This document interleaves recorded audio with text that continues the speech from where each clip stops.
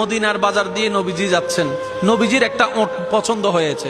তো নবী ওটের মালিকের কাছে গিয়ে জিজ্ঞেস করলেন, ভাইয়া এই ওটটার দাম কত? ওই দামাদামি হলো, নবী সে দামে কিনতে রাজি হলেন, কিন্তু নবীর কাছে তখন অর্থ ছিল না। তখন নবীজি ওনাকে বললেন, আপনি আমাকে ওটটা দেন, আমি এখন গিয়ে আপনার সেই প্রাপ্যটা পাঠিয়ে দিচ্ছি। ওটের মালিক ওনাকে ওটটা দিয়ে দিলেন। আশেপাশে যারা ওটের মালিক ছিল সবাই জিজ্ঞেস করতেছে, এই পাগলা, তুমি কি যাকে ওট দিয়েছো তাকে চিনো? বলে যে না। নাম জানো? বলে যে না। পরিচয় জানো? বলে যে না। ঠিকানা জানো? না।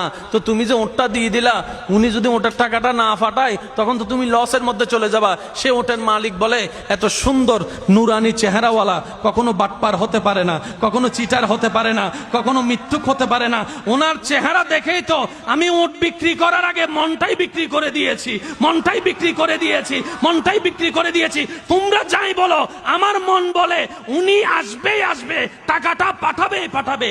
এই কথা বলতে না বলতে কিছুক্ষণ পরে নবীজির একজন সাহাবা এসে বলছেন, একটু আগে একজন ওট নিয়ে গিয়েছেন কাছ থেকে, ওটের মালিকটাকে একটু দেখতে চাই। উনি বলে যে আমার থেকে।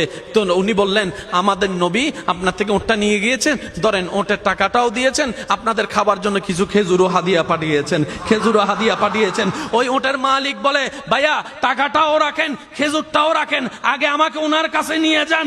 আমি ওট বিক্রি করি নাই, আমার দিলটাই বিক্রি করে দিয়েছি।